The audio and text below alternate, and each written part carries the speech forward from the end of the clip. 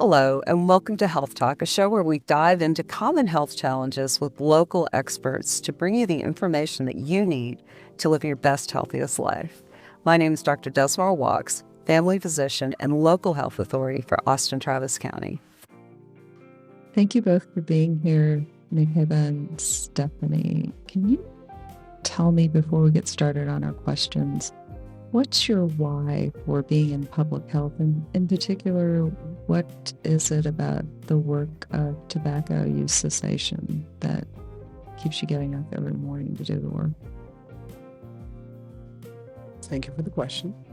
My why for being in public health is that I'm very community oriented, and I think it could be easy to see the issues that are at hand with your community or within your city, your state.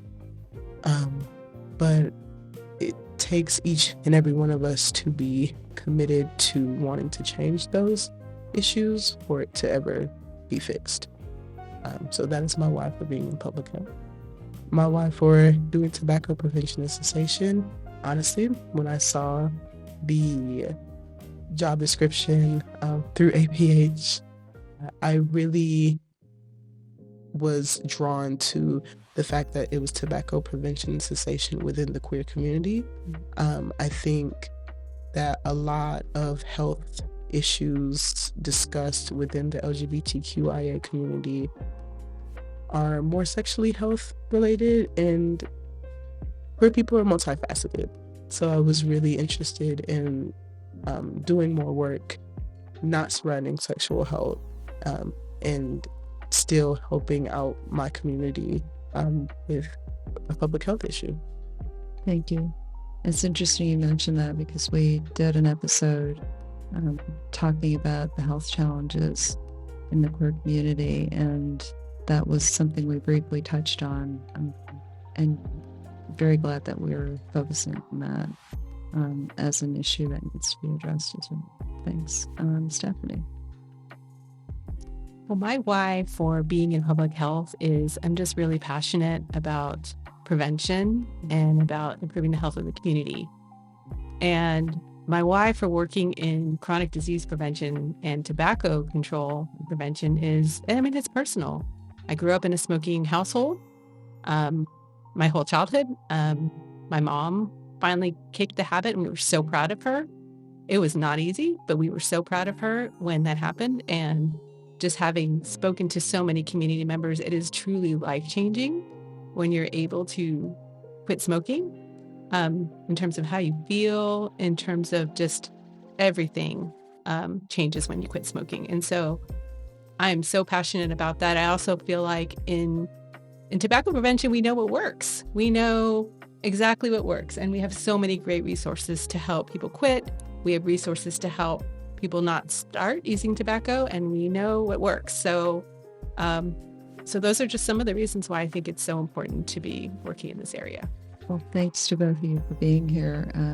Let's get started on the questions. So let's start off with the trends that you're seeing in the rate of tobacco use across the various demographics today. Thank you for having us on the show today. So the good news is that smoking has been decreasing over the last decades, and that's really positive news. But like you said, smoking is still the number one preventable cause of death in Austin and Travis County and in Texas and nationally. So what are some of the statistics we're seeing around tobacco use? Well, we know that tobacco use smoking prevalence is about 7% in Austin and Travis County, and that men smoke more than women. We also see disparities by race, ethnicity, with African American communities and Asian communities having higher rates of smoking. We're also seeing higher rates of smoking among LGBTQ communities. And e-cigarettes continue to be used by school-age youth. So those are some of the trends that we're seeing in terms of groups that are smoking or using e-cigarettes. So, we've been working on all different levels of government, in social society, to make tobacco use a thing of the past. And we're still having this conversation. So what do you think are some of the reasons why tobacco use continues to be an issue? Well, Dr. Waltz, tobacco use is continuing to be an issue because tobacco companies are really good at marketing and figuring out ways to change technology to make their products more consumer friendly.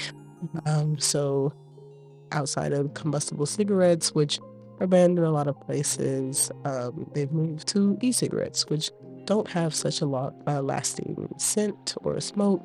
However, they still, provide secondhand smoke. Or they're moving to the nicotine pouches like Zen or Snus. So yeah, they're just really good at changing their marketing schemes so that people are wanting to consume. And looking at the big picture, what are some of the things that the city's been doing to reduce exposure to secondhand smoke and tobacco use? Well, Dr. Work, some of the things the city's doing is we're trying to protect everyone from secondhand smoke. And one of the ways we do that is through clean air policies. So we help workplaces to develop tobacco-free campus policies. And we help apartment complexes develop multi-unit housing smoke-free policies. And that protects everybody. And it also helps those who want to quit smoking have a supportive environment to do so. So it really helps employees. It helps people who live in the apartment complexes not only breathe cleaner air, but also it helps them to quit. We also work on marketing and communication strategies. We get the word out about the harmful effects of tobacco and the resources for quitting. So when we look at the demographic where tobacco use is increasing, we see that it is increasing in youth. What tips would you give to parents who want to talk to their children about tobacco use and nicotine consumption? Yeah, so some of our tips are know the facts about tobacco. Be aware of the different shapes and sizes of the vape pens. Set a positive example by not smoking yourself or being tobacco free. Keep conversations going. So, youth have a tendency to not want to, divulge. So just keep that option for communication open and use teachable moments. So if you notice tobacco use on media or around your environment, so if you're driving around and you see a vape shop, just kind of discuss what they know about those products and see if you can help encourage them to stay away from them. What would you say are the patterns of usage when you compare oral nicotine pouches like Zen that you just mentioned in comparison to use of vapes or cigarettes? Well, Zen, Snus, other nicotine pouches, they're smokeless, which makes them a little more discreet. It has that appeal to be, you have more freedom to use them anywhere. And because it has an absence of tobacco leaf, the FDA doesn't classify it as a tobacco product. However, it is still nicotine and it's still very addictive. So we don't encourage the use of those products. When we're looking at the immediate and long-term benefits of quitting smoking, I know that immediately you see that decrease in the blood pressure and pulse within minutes, but what are some of the other effects that you see? Yeah, just like you said, within 20 minutes of quitting, your blood pressure and your pulse will drop down to a normal rate. Within 2 weeks to 3 months, your blood flow will improve and your lung function will also improve. And then at least a year after quitting smoking, your risk of heart disease is decreased by half than that compared to other smokers. So what are some strategies that we can share with the audience on getting to a point where they're kicking the habit? Yeah, get yourself a good support system. So surround yourself by people who are invested in your health and your well-being. You can use a support system through our quit lines, using nicotine replacement therapy, which you can find over the counter, or if you've used nicotine for longer, talk to your doctor about prescriptions. and avoid situations and activities that trigger you to start smoking or where you used to smoke. So being in that supportive environment, as you were talking about, Stephanie, you want to... Absolutely. So when workplaces create policies, tobacco-free policies, it just provides that extra support for employees who are looking to make that change in their life. And so that's one of the reasons why we really encourage tobacco workplace policies. It helps people be able to quit habit. And we know that most people who smoke want to quit. They're really wanting this. They want it. They want to succeed. So we want to provide all the support that we can. Especially when they're in a place where stress may be a trigger, right? Can you talk about some of the triggers that cause relapse for people that are trying to quit smoking? Yeah, not getting enough sleep or rest, encountering stressful situations, so that could be in your personal or professional life, adapting to negative or pessimistic attitudes or environments, being around other smokers, that alcohol consumption, all of those things can contribute to you relapsing or using tobacco products. Because it is a substance and it is an addiction. And so that support and connection with somebody to help you through is always helpful. How long do nicotine withdrawal symptoms typically last? It depends. It depends on how long you have been consuming nicotine. According to cancer.gov, it lasts anywhere between like 1 to 3 weeks. But the second week is usually the hardest. That's when you will have most of your cravings or have experienced most of your anxiety.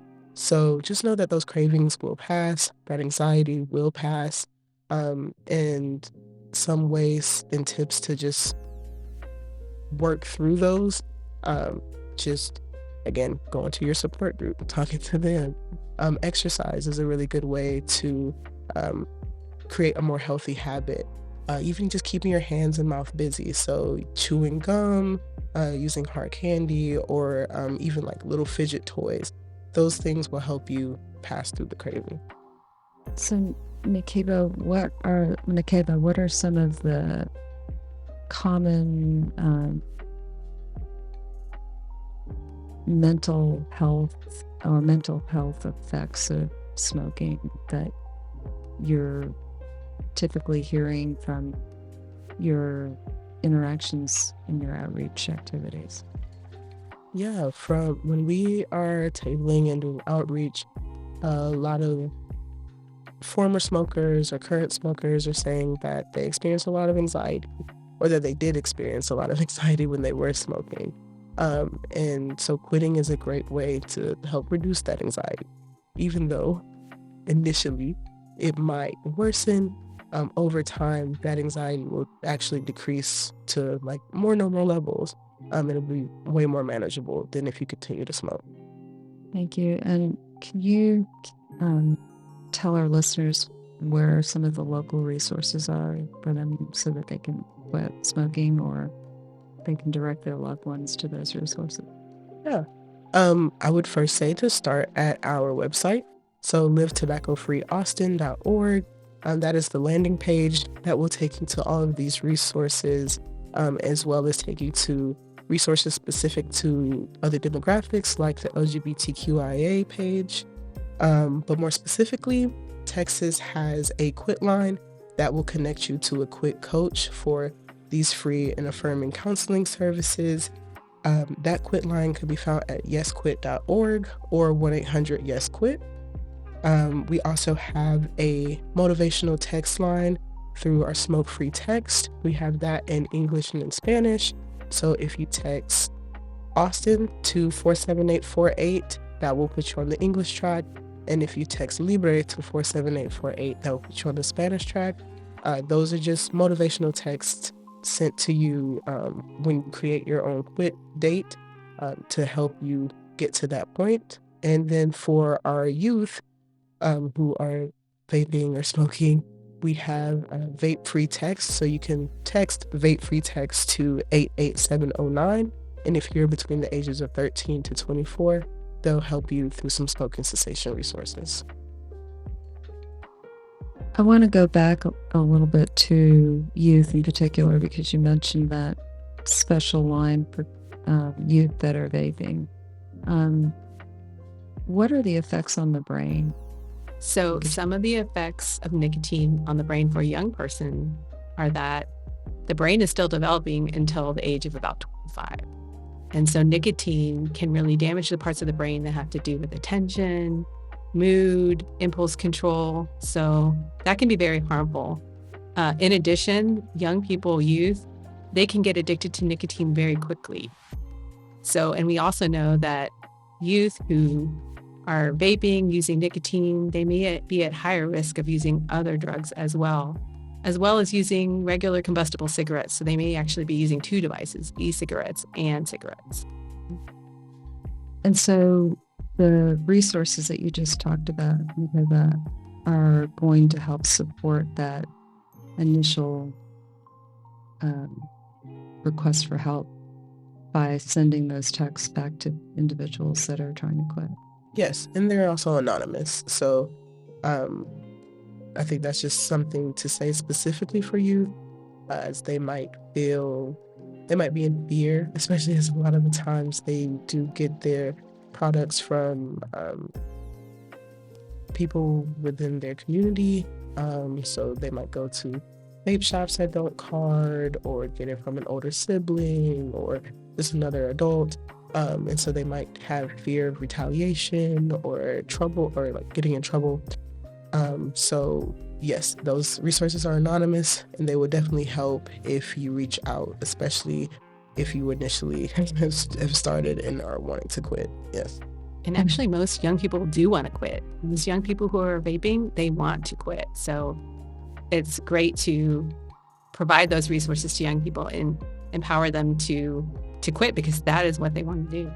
And they're effective, right? They are effective. I mean, you're much more likely to be successful quitting with support, whether it be a text line, replacement therapy like the patch, or some of the things that we hear about. All of those things are going to make it more likely that a person's able to quit. Great. Thank you both for this discussion today. That's all the time we have for today's episode of Health Talk.